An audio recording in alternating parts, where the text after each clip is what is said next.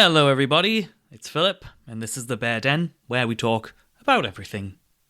Mainly bears, but, nothing's off the table. This episode, I'm joined by Heather Reich, a career wildlife biologist with a deep-rooted passion for solving human-wildlife conflict. She's also the founder of Bear-ier Solutions, which produce electric bear mats designed as a non-lethal deterrent to give residents of bear country a simple, effective way to protect their homes and families while reducing the chances of bears getting into trouble. Heather's mission is rooted in prevention, empowering the public with tools that make homes less attractive and accessible to bears. It's a vibrant chat. Heather is a joy to talk to. We discuss how Heather got started, her experiences with bear management in Montana and Lake Tahoe, and there are definite lessons that can be applied across the board. Do you know anyone who could benefit from a bear mat? We also talk about Karelian bear dogs, another effective management tool and also wonderful creatures in their own right. And you'll want to stick around to hear one of Heather's bear stories. Trust me on that. And a quick note before we get into it, that unless any other detours come up, we will be returning to the Northwoods and the Vinshuti Wildlife Sanctuary in the next and last episode of this series for some final thoughts and a bit of a wrap-up. But first, let's head over to Heather. There is a place in the remote Northwoods of Minnesota, North America.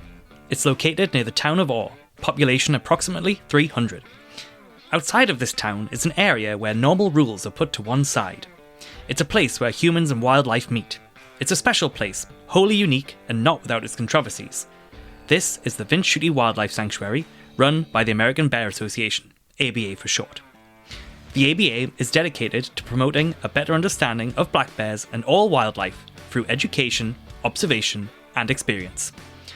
I'm your host, Philip Stubley, and welcome to the Bear Den. Also, it's lovely to have you here. Could you just introduce yourself and tell us where you're speaking to us from? Sure. My name is Heather Reich. I am the owner of Bear-ier Solutions, and we are in a lovely little valley nestled between Reno, Nevada and Carson City, Nevada. So when I wake up in the morning, I'm greeted with the Sierra Nevada kind of landscape in my window. It's lovely here. Oh, that sounds lovely. I think the only way I've seen the Sierra Nevada is the beer bottles that you get, the IPA. Ah. So, It's much prettier in person. yeah, I bet. So, how did you come to Bear-ier Solutions? What happened? Let's take a few steps back here. Oh, of course, it's been a trip. I got my undergrad degree in wildlife biology at the University of Montana in Missoula. And when I was going to school, I was wolves. I was going to be a wolf biologist. That's all I ever wanted to do. And I was graduating, this is really going to age me, but a few years after the reintroduction of wolves to Yellowstone. So wolves were, really in the forefront. And I graduated and got on with the Yellowstone Wolf Project as a volunteer. And, here comes my dreams coming true, right? And it was amazing sitting in Yellowstone National Park watching wolves, but we had a pack leave the park. And when they came back, they were missing a pack member. And come to find out that a rancher had shot that wolf outside the park boundaries. And that was the moment that it clicked for me. And I said, it's beautiful in here in the park, but we reintroduce these wolves to bring them back to the ecosystem, and they don't know park boundaries, and they are going to go outside of that, which is, kind of what we all wanted. But I realized people need to be out there helping people live with these animals that we're bringing back. So wolves, and at the same time, grizzly bear recovery was starting to really take shape. And that is when I realized that human wildlife conflict was what I wanted to be involved in. So I shifted and went into the human wildlife conflict arena and found myself more specifically human bear conflict. And I had the honor of having my mentor be Tim Manley, who worked out of Kalispell on grizzly bear management. And he instilled in me very quickly the benefits of electric deterrents for bears. And we actually had a situation where a female and a couple of her cubs got into a freezer in a guy's carport. And we were like, well, how do we deal with this one? Like, we could fence it off, but our net fences were huge. And Tim was like, well, we have a rubber mat in the back of the truck, and they have a hog panel, and we have a fence energizer. Let's put the hog panel on top of the rubber, hook the fence energizer to it, and see what happens. And we put up a camera, and she came in that night and stepped on it and let out this amazing sound, like, Mm. oh, and ran out of the carport, and her cubs followed her. And they would not enter into the carport. You could hear them out there huffing and things, but they would not come back in. And I was like, that was really cool. And didn't think any more of it. Went about my career, wrapped up about a decade with grizzly bears, and came here to Nevada to work with black bears. And there was an organization up in the Lake Tahoe area that had actually created a more residential sized electric mat, a 2x4 mat. And I was really thrilled about this. So, under the Nevada Department of Wildlife, I purchased a bunch for us to use for mitigation efforts. And I fell in love with them and started realizing, we're seeing a shift in the public's desire to not see aggressive management of bears. But when you have bears break into homes, you kind of have to do aggressive management. But here's this tool that could keep bears from breaking into homes and structures, which is usually, a line in the sand for wildlife managers. Once it breaks into a structure, that's a huge liability.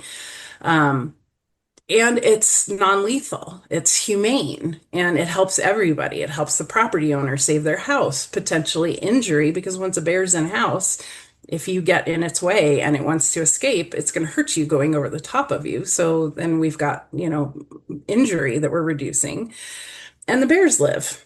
And the more I thought about it, the more I realized, I kind of want to go in this direction. I think these mats need to be everywhere, not just in the Tahoe Basin.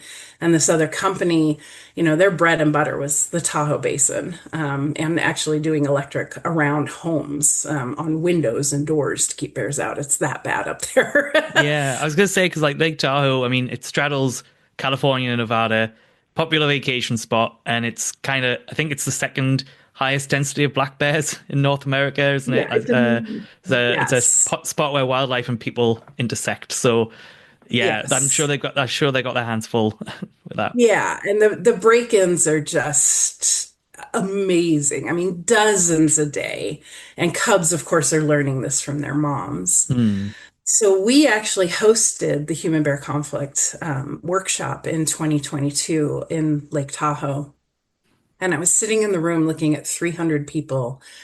And I was like, the bears are going to do fine. They have all of these people looking after them. What they need are the tools to be able to pass on to the public, or the public need these tools, and I want to now become a resource for residents and colleagues alike. And so I went home to my husband and I said, can I leave my nice cushy government job with my stable paycheck and all the benefits that come with it and start my own business? And I don't know a thing about starting a business. And he was like, sure, let's do it. And I left the Nevada Department of Wildlife in the spring of 2023, and we started Bear-ier Solutions. And we're entering into our fourth season, and we're still here and still alive. So hopefully, I made a good decision. Yeah, no, it's great. I mean, I'm glad to hear your husband's supportive of it. I'm sure Oh, you're pulling absolutely. him into the business as well. Absolutely. He's been amazing. He was ready to hang up his day job too, so it worked out really well for us. And yeah, I honestly, for the first time in my life, actually feel like I'm helping. I've been on grizzly bear recovery, but I was a very small grain of sand on a very big beach of biologists that did that, and I feel like I'm having a wider reach with what I'm doing now, and I'm very happy. Oh, that's great to hear. There's a massive need for it, and obviously Lake Tahoe have got. It sounds like they've got their mat sort of area covered. So are you basically selling it all across North America to anyone that needs it, or internationally as well? Yeah, we're right on the cusp of international. We are, Lake Tahoe. There are so many homes up there. Hmm. There's still quite a need up there. Colorado, Aspen, Steamboat Springs, that Durango. those areas. And then Tennessee has really embraced it. So, Gatlinburg and areas like that. Hmm. But we are right now, we're right on the cusp. We're just waiting for the absolute thumbs up from Japan to ship out 30 mats to them Hmm. to be used on the island of Hokkaido with their brown bears. Yes, because I So, know that's a ongoing problem at the minute as well. Yeah. yeah. And Taiwan has a couple of mats that they're just kind of trying out to see if it'll work for them as well. So, yeah. And Oh then wow, yeah, getting all over. yeah, and I just sent out a few mats to a colleague of mine with the polar bear conflict up in Alaska, and I'm so excited. I said, "Well, please put up a camera because I don't know anything about polar bears. I'm going to be so thrilled if we can help out polar bears. That would be amazing." Mm. Oh, so if you don't mind, if I just sort of wind back when you said that obviously you worked, what was it? You were a wildlife biologist, basically. Yeah. Uh, I suppose part of what you did there was a lot of calls to deal with bears and human wildlife conflict. I mean, what were the main issues there? What were the main reasons for it? Well, bears out here in the Sierra kind of they don't play by the book. So up in the Tahoe Basin, they're very different from down in the lower parts and the lower elevations. But Mm. up in the Tahoe Basin, what we would deal with mostly are home entries, vehicle entries. We've got a pretty good handle on garbage. We really got the sanitation companies to embrace providing bear-resistant garbage containers. But then what we found was, as we would secure along the human wildland corridor, they started coming further into the city.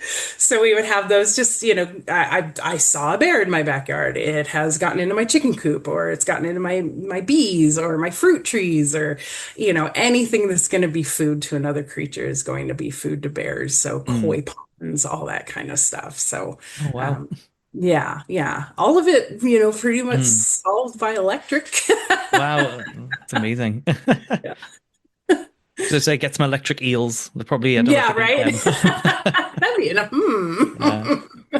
Hmm.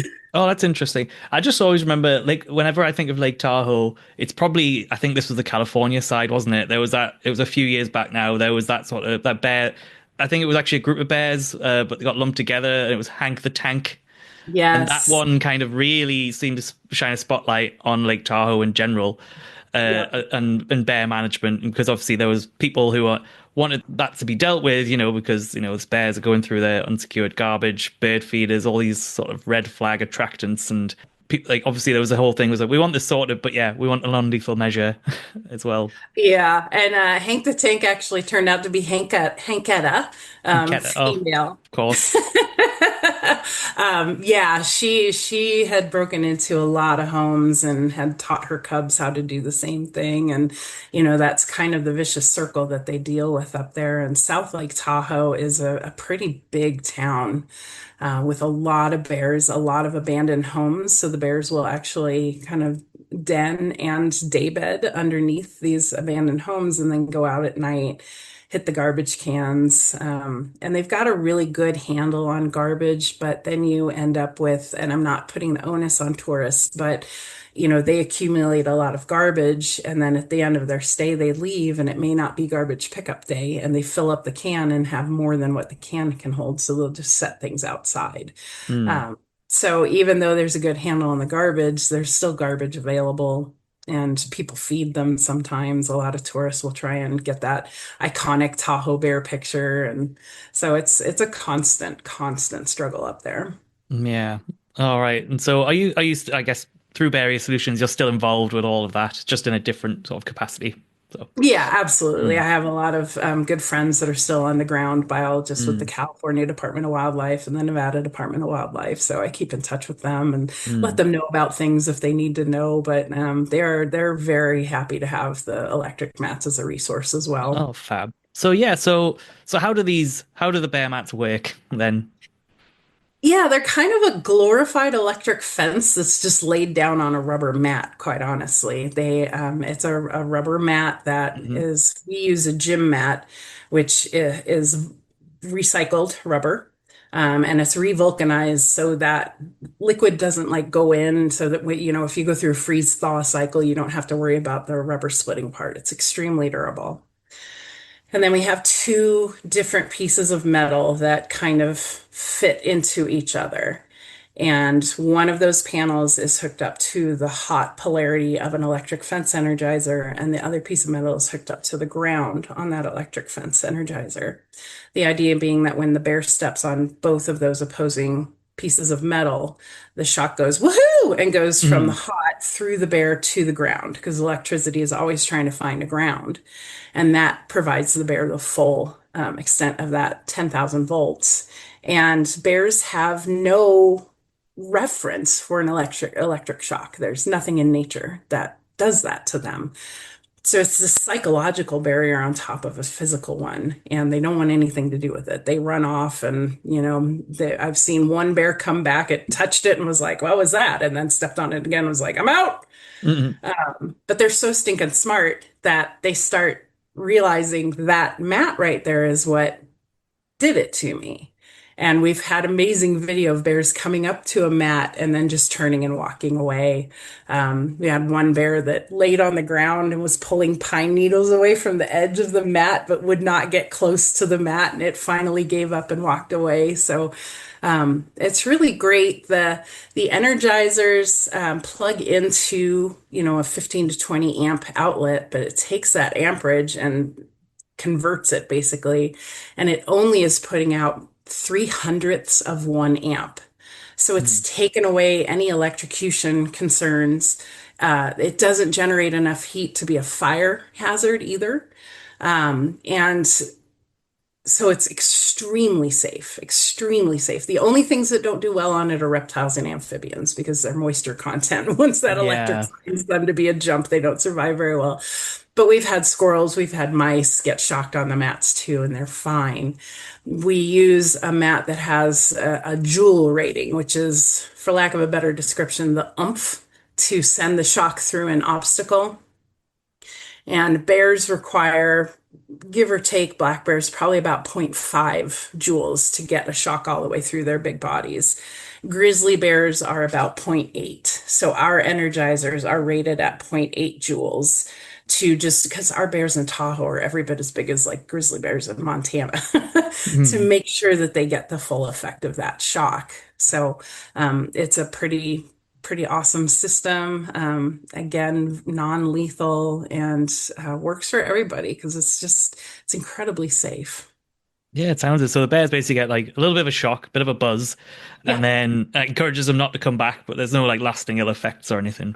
absolutely not. No, I shock myself at least once a week on our bats, and I it's was just about to ask how many times do you have people kind all of the testing them? time. Whether, like, We actually had a very funny video. We could never share it because, of course, it was an Airbnb situation, but the people had a camera that looked down on their deck and they had a mat and they had signs everywhere to let guests staying know there's this mat here.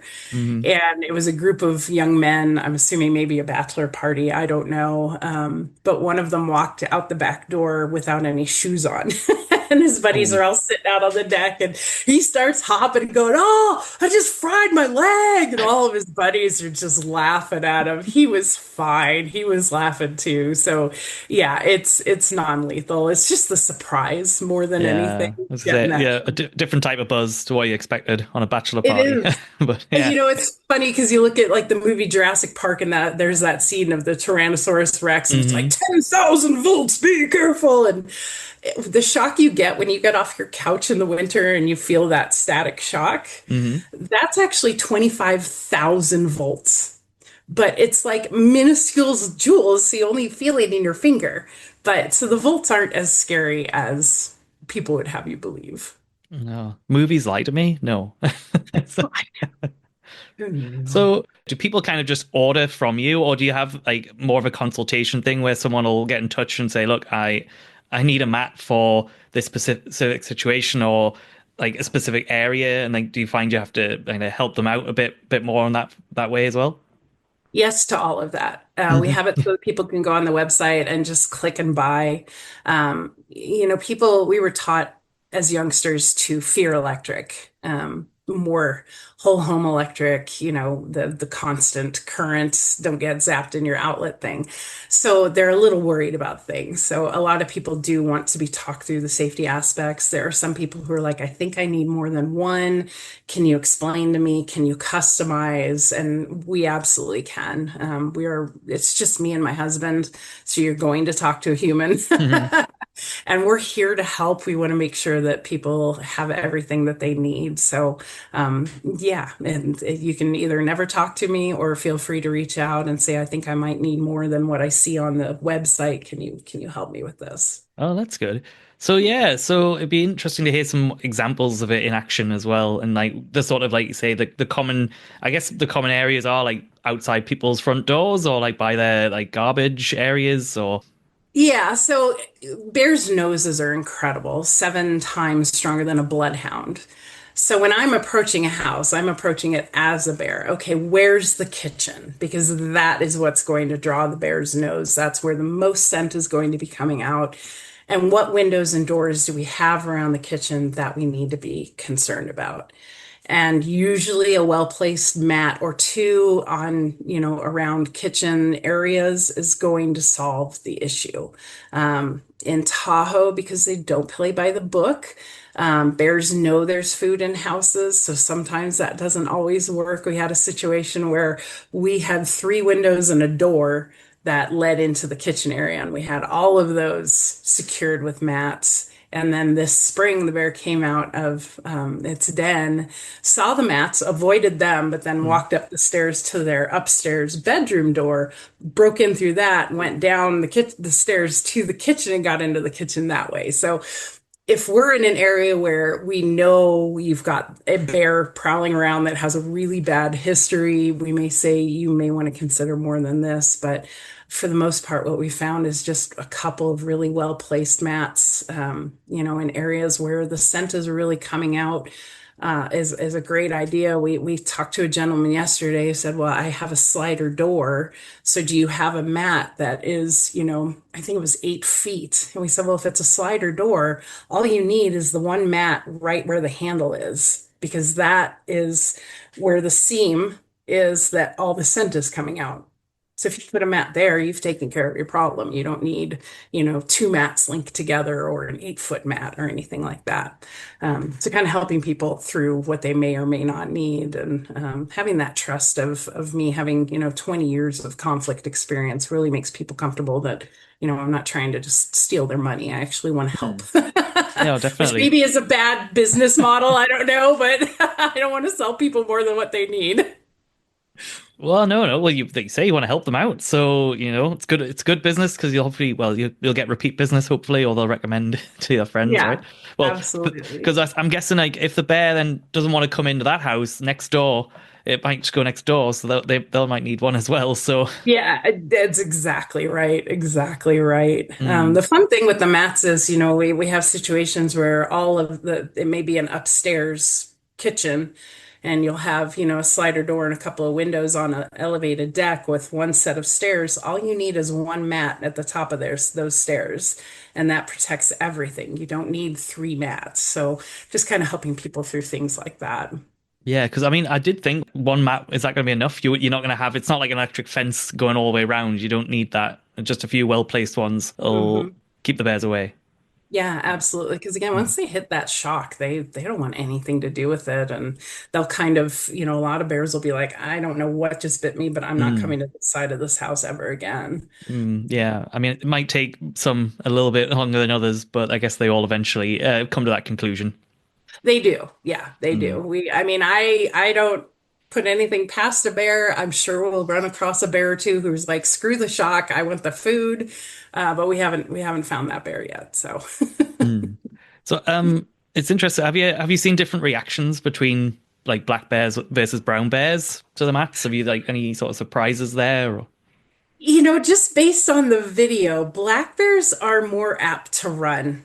They get shocked and they're like, I don't know what the heck happened, but I'm out of here. That's kind of like the number one solution for everything, black It bears, really isn't is it? like go up the tree. Yeah. Grizzly bears, there, I haven't seen that much video, but of the videos I have seen, they stop and think about it. They're like, Mhm. what? what just happened? Do I need to attack something? No. And then they'll just turn and walk away. But and I think that's just part of that evolution, grizzly bears sort of being a bit more defensive and analyzing like, okay, what do I need to defend myself from? Whereas black bears are like, just go up the tree. Hmm. So Yeah. yeah. Oh, that sounds amazing. And anything else you've sort of learned, like through Bear-ier Solutions about bears that you kind of didn't know before? Um, I guess really for me, it's been just talking to a lot more people than I ever have in the past about experiences with bears trying to get into their homes, and how smart they can be about that, which helps us understand, where our mats work and don't work. So our two by four, our big mats at this point, we have for doors and things like that. I created a one by four mat, which is basically one of our big mats cut in half. My vision of that was people could put those on either side of their car and then also at their trunk, and we can link them together in a daisy chain, and that would keep bears from breaking into vehicles. But rather than they being used for that, people have really embraced them to line the front of their garages. And so kind of trying to get in my head about using those to actually protect homes, because in my opinion, that's a very easy thing for a bear to step over. So a lot of people will ask, well, can I put just one of those small guys at my slider door? And I'm imagining the slider door being open, their child playing in the living room, the bear walking up and just stepping over the linkable mat, the little guy, and getting into the house. And I'm like, no, I need you to do the two by four because they'll step on that. And we've had a couple of people now tell us, yeah, I was in the kitchen. I heard a noise on the front porch. I had the door open. I turned around and there was a bear coming in the front door, and it stepped on the mat and turned and ran. And so getting more confident about, yes, the reaction is turn and run, that they're not going to go forward.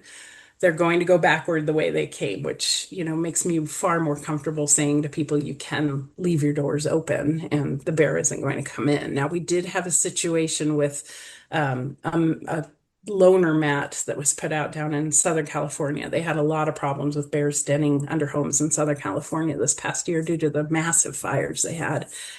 And so one of the biologists down there had put a mat down in front of a crawl space entry that the bear had been denning in, but the bear had already been denning in there, so it knew it was a safe place.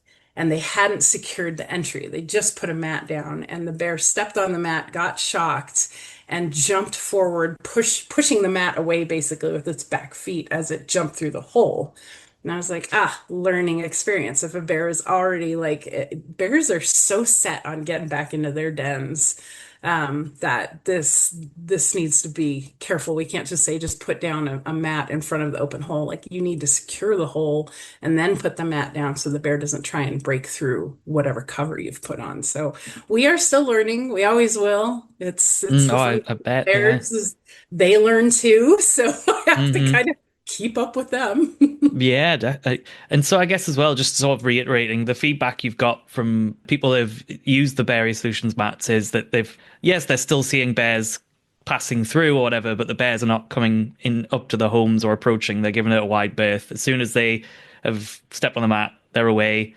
And yeah, you might get different bears coming, but they're not coming back. Potentially, it's a yeah. Absolutely. That's kind of the thing is a lot of people say, well, after I shock the bear, should I put the mat away? And I'm always like, no, because there's five other bears waiting behind that one. Mm, And at this point, they're never going to find out how good the food is inside your house. So keep your mat up. It is safe. You can walk on it all day long as you have some kind of soled shoe on.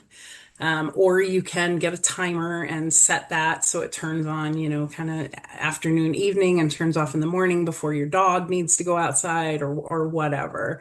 But that it's a permanent solution. It will help your bear that you're dealing with now, and then you'll never hear from the bears going forward.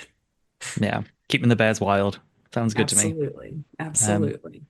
Well, you've mentioned dogs, and that might be a good. It's an excuse for me to segue Absolutely. into Karelian bear dogs because I happened to notice on your website that you said you have some, and Yeah. I'm fascinated by Karelian bear dogs as well. What's the history of the sort of the dogs in general, And could you give us a little sort of explanation about what sort of dog they are? Absolutely. So the Karelian bear dogs are a breed of dog out of Finland, is sort of where the breed was created, and they were bred to hunt big game and sort of specialize in brown bears over there. Their job is not to attack the bear at all. Very different from like lion hounds and things like that. Their job is to go find the game, bay it up, and hold it for the hunter. And they don't bark until they have something. So the hunter hears that, goes, and is able to take his game. So the great thing is, again, they don't want to attack the bear. They're just out for the fun of it. They'll hold it a lot like cow dogs hold a cow. They're just ducking and weaving and having fun getting in there and maybe nipping at its heels a little bit. And Carrie Hunt with the Wind River Bear Institute saw this and thought, well, this is a great thing. And so she brought some to the United States and started presenting them as another conflict tool. And I started working with them in about the year 2000 and realized that having these dogs lets me do far more as a biologist, lets me put a bit more pressure on bears. They're great for tracking, if we had an orphaned cub or an injured bear that we needed to find to make sure it was okay. These dogs would track us into it. They can, and here in Nevada, they help us clear bears out of crawl spaces very safely, where it may be a little bit sketchy to be under there with a big bear. These dogs Hmm. provide us a layer of protection and urging the bear a little more. If we're in a situation where there's a big public presence, maybe some sort of fair or something, but there's food and bears are coming into the area, we can very safely push the bears with the dogs and actually really decide what direction that bear goes. The beautiful thing about the dogs is really any dog is going to chase a bear. I've seen Chihuahuas chase a grizzly and her cubs off of a property, but when the bear turns and goes after the dog or stands its ground, a lot of those dogs are going to turn and come running home with the bear on their tail. These dogs don't. They just stand their ground and they're like, what do you want to do? Let's dance. Oh wow. And when we have bears that are sort of at an earlier level of conflict, when we release them from the culvert traps, we'll actually release the dogs at the same time so that they chase and bite that bear and give it a very negative experience around people and dogs. And hopefully keep that bear a little more wary and at that lower level of conflict and not as quick to escalate to the point of breaking into homes. So they have a huge repertoire of things that they can do for us. We've used them up in Montana when we had a bear shot at by some hunters, and we didn't know if she was alive or passed. The game wardens needed to be kind of down on the ground looking for evidence, but it's like, is there an injured grizzly bear that's going to come in and be defensive with us? And so we would just stand around them with the dogs, and they were so comfortable knowing we can focus on this because if anything happens, the dogs are there. They've got our back. And worst case scenario, we release the dogs and they can chase a grizzly bear away. I mean, they're such an amazing little tool to have, and they're adorable, and they are my children. They eat better than I do, and they sleep on the couch. And Oh when we buy nice. a house, we buy it to make sure the dogs will be happy. We don't care about Indeed. us, but as long as the dogs have a great yard and all That's the that. pecking order, yeah. So how many do you have? What are their names? I have three. My female is Condi, which is the old Karelian culture's word for bear. Her brother Gimbal, which is my husband's those two share a very strong heartstring between the two of them. And then we have actually a white one that you probably saw on the photo on the website. His name Yeah. is Lumi, which is the Finnish word for snow. He is pure Karelian, but he has a recessive gene. So he came out. It's actually a very, very light red. It's exactly what the Kermode or I spirit was literally bears about to are. say he's the spirit bear of the It's of the exactly right. Like Karelians. he's got the reddish tinge to his Hmm. ears and everything. He doesn't look like a Karelian. He acts, we call him the golden retriever of Karelians. He's very different he likes to be around us. The other two like to be outside looking for things. Lumi likes to hang out with us. But boy, if there's a bear, he'll go after it. The Mm. bear dog is very strong in that one. So Uh, so is it quite intuitive? Are they quite intuitive with that? Is there a lot of training for Karelian bear dogs? the litter should be tested because not all Karelian bear dogs want to be bear dogs. So I've always tested the litters for the dogs that I needed for that working aspect of them. So the higher prey drive. Once you have those, everything's innate as far as dealing with the bear. I mean, I can't run with them and be like, okay, bite here and bite here. I'm not that fast. But I always make sure I have some overlap between my older generation and my younger generation. So the older generation can run with them after a bear and say, we don't go for the pointy end, we bite the poopy end, and, things like that. To deal with a bear is just innate for them. All we really train onto them is obedience. That's it. I Mm. don't train any of the bear knowledge into them. So Oh, it's right. kind of the benefit of that breed again. Yeah. And are they kind of always on duty, or is there like a kind of there's a downtime? They're just like, I'm done for the day. Yeah, they know when the harness goes on, like there's going to be a bear or we're going to smell bear. Here at home, it's, oh, mom, there's a lizard on the driveway, or, things Mm. like that. There's a strange big bird up in the tree. But our neighbors actually, because we always tell them our dogs bark a lot because, they see things. And we always tell our neighbors if it's annoying, please let us know. And we've had multiple neighbors say, "No, we know when your dogs bark, there's something to go outside and look at. Something's going on." So there is downtime, but not all the time. Mm. Oh, that's so cool. And Yeah. so I suppose what you see is sort of the challenges going forward over the next few years with human sort of bear conflict. The thing that I tell everyone is that the reality is we don't know what the heck we're doing. We're just, we take it as it goes. We didn't have bear management. We didn't have wildlife management back in the early 1900s when so many of our species were extirpated from, these areas where, predators were horrible and we're going to kill them in favor of our livestock and things like that. Here in the United States, we really started working on that in about the 1980s when we had agencies that realized the value of these animals. We want to bring them out back. We want these healthy ecosystems. And at the same time, we've got this human population that is expanding always. And then in the mid 2000s, for some reason, it got really, really popular to live out west. So we saw this huge population boom in these areas where we're really bringing back these big populations of wolves and mountain lions and grizzlies and black bears. And so we're dealing with the success of bringing these animals back and at the same time seeing these human populations. And now we're all meeting each other and we managers are like, okay, we need to address this. And bears are always about two steps ahead of us. So like I described before, oh yeah, bear resistant garbage containers. That's great. Let's put them up there. Oh wait, now the bears have learned we just go further into town to find the garbage that we haven't secured. And so it's just this constant learning, the bears learning along with us, having to change that tactic. Like I said, at some point, I know I'm going to meet a bear or two that's going to figure out the mats, and I'm going to have to deal with that. But it's just this constant evolution of human bear conflict. Wildlife conflict is, how do we deal with this as these incredibly smart animals learn all of our little tricks and we have to come up with new ones. And Mm.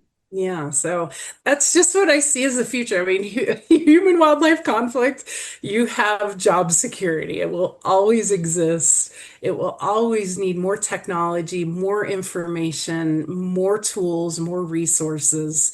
And that's just kind of the truth behind it. But I do love seeing the population shift to now embracing these animals rather than, way back when they were seen as this scourge on the landscape. Yeah, well, I suppose it's also like the language used around it now. It used to be nuisance bear, problem bear. Now Yeah. it's conflict bear because Yeah. it's not we're not putting the onus on the bear because it's No, and that's why it's human bear conflict. mm, The people are actually, the bears aren't the problem. It's all of us people coming in with all of our wonderful smelling food and our fruit trees and our barbecues and, us wanting to be backyard ranchers now with our chickens and our bees and all of these things. So, yeah. yeah, because well, yeah, but bear foraging habits haven't really changed. It's just where they can do it has, unfortunately, yeah. Exactly right. So so I guess like on a scale of 1 to 10, then how optimistic are you for the future? It seems Oh, quite. yeah, I am fully at a 10. Oh, Again, the people are embracing these animals, the respect for these animals, the need for them in the environment that is struggling, with climate change and things like that, knowing that these actually are very important parts of a healthy ecosystem. Um, yeah, I think people really do want to help learn to live with the wildlife. Even hardcore ranchers that maybe, came from a family of shoot, shovel, and shut up are very much changing their tactics, mainly because they recognize, okay, well, if we shoot and shovel and shut up that one bear, then another one's going to have to come. We're going to have to do the same thing. And why not just get a livestock guardian dog? That's so much easier, And so the attitude is very much changing. hmm. Well, that's good. And I suppose keeping the positive vibes going, I guess I just wondered if you had any sort of particularly favorite memories of bears that you can share. Oh, I have a few. I don't know how many you have time for. I've got all day. I'll share one that involves also a Karelian bear dog. So Hmm. my first dog, her name was Fancy, and she was amazing. And she taught me so much about trusting a Karelian bear dog. So we had a subadult grizzly bear that showed up in the middle of the town of Whitefish, actually on the beach of Whitefish Lake in Montana, in the middle of the day. Very unusual. And so, me and Fancy, my husband, and Tim Manley, we hauled down there to try and find this bear, get a dart in it, and get it out of there and put it back up in the mountains. So we got there, and somebody was like, "Yeah, I think I saw it go that way like 10 minutes ago." And it was this trail that went from a road down to Whitefish Lake. And so we walked down this little trail, and at one point, there were all these low-laying shrubs, and Fancy jumps into the bush. And I'm like, no, no squirrels. Come on. We're trying to work on a bear here. And we go down to the beach and look up and down, and there's no bear. And we're like, well, shoot. So we turn around and we walk back out. And at the exact same spot, Fancy jumps back into the bushes. And I'm like, what are you looking at? So I get down and I look through the bushes, and not 20 yards away is the grizzly bear hunkered down under a tree, like, crap, they found me. And I was like, oh my gosh. She was telling me, like, no, mom, the bear, it's right here. I'm trying to tell you. And that turned into a 3-hour chase of this bear through Whitefish. At one point, I got separated from my husband and Tim Manley. They had gotten a dart in the bear at this point, but it took off running. And so I've got Fancy on its trail, and I'm just, running up and down all these roads. And I turn this corner, and there's a construction worker in the middle of the road, and he just has the most shocked look on his face. And I knew immediately, I'm like, he saw the bear. So I said, which way did the bear go? And he just kind of is like, it went that way. And so I'm like, thank you. And I start running. So he's seeing this 20-something girl behind a dog running after this bear. And he's like, do you need help? And I was like, sure, come on. And I threw him my bottle of bear spray, and we found the bear, and we were able to radio to Tim and Derek that we had it. And it was again kind of at the base of a tree. So they joined us, and I'll add that the police department was with us, but staying about 100 yards behind us, terrified. Bringing up the rear. Yeah. Um, so Tim gets another dart into the bear, and he's like, okay, Heather, go and get the truck so we can transport it back to where the trap is. So I get Fancy, jump in the truck, drive around to meet up with where the bear had started going underneath the sedation. And they're in the trees, and I park, and all I hear is Joe, get the taser. And I'm like, what? I was gone for 3 minutes. What happened? And it turns out that the bear had sedated up against a chain link of a yard, and a pit bull was on the other side. And it squeezed underneath the fence, latched onto the bear, and the bear is being stimulated by this. So it's not fully going underneath the sedation. And this random construction worker is still here. I wasn't there, but this is what Tim and my husband told me is he grabbed the pit bull by the scruff and by the back of its butt, said, "Sorry, dog," hoisted it off of the bear and threw it back over the Oh my fence. word. So at this point, the bear is allowed to sedate. We get it into the back of the truck. We drive away. Construction guy disappears. I never saw him again. I desperately wanted to thank him for all of his help He that probably was day. just like, I'm done now. I don't know what else. Well, you Yeah, carry on. Like, I don't, he didn't know what else was going to happen if he joined you, probably. like I just got a great story and I'm happy Hmm. with this. So we drive back. I sit in the back with Fancy in the back of the truck with the bear, and she's kind of licking where the dart went in because there was a lot of blood. And we get to where the trap is, and of course there's public on scene. And Tim Manley was wonderful about letting people meet bears when they were sedated, actually touch a bear, smell the bear to dispel that rumor that they smell like dirty socks. And I look over and Fancy's starting to like collapse in the back of the truck. And I thought, oh, she's got heat exhaustion because we've been going for 3 hours. But I'm like, it's not really presenting. Like, I don't know. And then all of a sudden it occurred to me, she licked on where the dart went in. So she got some of the sedation medication. And we went home that night and we were just like, what just happened? And the banger to that story is that there was a crew from Animal Planet that was in the area filming us. And they had called that morning and said, "Is there anything going on?" And we were like, "No, we haven't had any calls." So they went to go and film down at the bison refuge. We got back and they were like, "Did anything happen today?" And we're like, "Well, Well, yeah, it would have been your season highlight, I suppose. yeah, Yeah. yeah." So that's Uh, probably the craziest story and my favorite one to tell because it was just like every step of the way was just, what? yeah, no, thanks for sharing. Yeah, that's it's like truly anything can happen with humans and wildlife, isn't it? Yeah, Every day is yeah, different. Yeah. yeah. So Oh, yeah, there's fun stuff like that. I've got, mm, favorite bears here or there that taught me a lot about, life in general and all that kind of stuff. mm. So Yeah, yeah, no. someday I'll find time to sit down and write a book, but Yeah, you should. Let me know. I want a signed copy. of course. And I suppose as well, as we sort of near the end, I figured it would be good. So we've got bear mats, we've got stuff. You mentioned bear spray. What else can people do? Like some practical sort of advice about how to help reduce human bear or human wildlife conflict. The easiest answer to that is just think like a bear. If you have something around your house that another animal will eat, a bear is going to eat it. If you want to get chickens, but then put up an electric fence around them. Same with beehives. If you're going to invest all of that money into these things, invest a little more so that bears don't come in and get them. Fruit trees, put an electric fence around the base of it. We have a gentleman who has a giant sequoia in his yard, and the bears use that sequoia every day.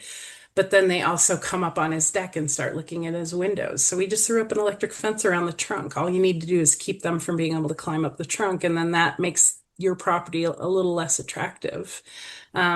Bird seed. Don't feed birds. Birds are just fine. They don't need your bird seed. Please don't do that. If you must feed birds, basically in the morning, go and throw a handful or two out in the grass where birds can jump around and pluck them up one at a time. But a bear is not going to come and find a Coke can full of seed and benefit from those calories. If you've got a pond, expect to see bears. It's not necessarily a food attraction, but they will bring them to their yard. Don't Mm, have koi in there. You invest a lot of money into koi fish, and that is just a wonderful little pond for a bear to go into and eat your fish. And then at the same time, they tear the lining, which I've been told is like $45,000. So just, I mean, and again, that's another thing. If you want, put up an electric fence around your ponds to keep bears away from it. It's really very, very easy to keep bears away. If you live in bear country, get a bear resistant garbage container. Do not put it in your garage. That's opposite logic. Leave it outside so they don't feel like they need to break into your garage to get to your garbage. Leave it outside. They'll knock your can out, and you may find it out in the middle of the road in the morning, but that's better than the bear breaking into your garage. And if you can, please don't have refrigerators and freezers in your garage. I've had so many situations where bears have broken into garages and there's no food even in those refrigerators or freezers. But I don't know if they hear the engine running on it or if there is some smell of a refrigerator that they're like, there's a refrigerator in there and refrigerator means food. So if you can, don't have those in your garage either. Have nothing in your garage and just be vigilant if you're in an area where bears are breaking in. At night, lock up your doors and windows, close those windows and lock them because an open window is a piece of cake for a bear to come into. And remember, those noses are amazing and smell is drifting out to them and they'll want to come in. So, just our motto is help bears live with people because again, we're the problem, not the bears. So just do what you can to help the bears because they end up paying the price for our mistakes. And it's an unfortunate truth. I was one that had to make those hard calls. I hated it. It's so easy to keep them from getting into the level of trouble that makes agencies have to remove them and potentially kill them. Hmm. No, very true. And I suppose as well, I will put a link in the show notes but if you'd like to just tell people where they can find out more about Bear-ier Solutions and about your work, it'd be great. Thank you. Yeah, so our website is just www.bear-ier-solutions, all one word.com, and it's Bearier, not Barr. So it's a play on bear. um, and I'm here for everybody. I was a public servant the majority of my career, and that will never leave me. So anybody that writes me to ask me questions about anything, I will help you. I don't care if, you don't live here, wherever you live. I will help you. You can send me pictures of your setup and say, what would you recommend? Like I'm just here to help. So, it doesn't have to be purchasing mats. I'm again happy to advise on whatever. If somebody wants to put up an electric fence, I am happy to advise you on tools that you need, provide you pictures of fences, anything you need. I am here for all of you. Oh, well, thank you. Well, I appreciate it. I'm sure everyone else does. Oh, that's brilliant. Anything else you'd like to add? Or any sort of the takeaways for listeners? One thing I mentioned, and I just want to kind of drive that home, is just respect for bears. I see a lot of people that seem to have forgotten that they are, a pretty powerful creature. They're not a pet to, want to feed or anything like that. Respect the fact that these are wild, beautiful animals and love that you see them for the moment, but recognize that you may not be seeing them in where they should be. And then, ask them to leave. I know their cubs are so cute and you just want to go and snuggle them, but please don't recognize that these are wild animals. They don't want to be pets. They don't want to be treated like pets. Appreciate them for the wonderful creature that they are. And just remember that when you see them. Mhm. Yeah, no, I think that's a lovely sentiment to end on. So, Oh, good. yeah, that's great.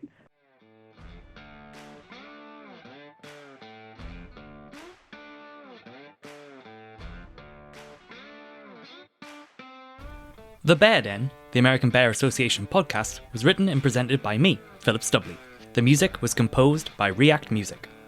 Thank you to everyone who has helped make this podcast possible, including Karen Hausman, Bill Lee, Clary Lee, Stephanie Horner, Donna Brzezinka, Ross Coyer, and Angie Page. You can find out more about the American Bear Association at americanbear.org.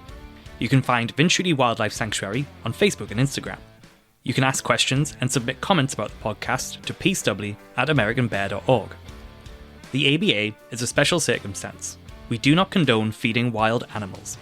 If you enjoy this podcast, help support the ABA either by donating, becoming an ABA member, symbolically adopting a bear, or come visit the sanctuary during the season and say hello. And if you do enjoy this, please do us a favour. It'll barely take you a minute. On whatever platform you're listening to this on, please either follow us or click the bell for updates and notifications. Please share with family and friends and rate the podcast, as it all helps us grow and is greatly appreciated.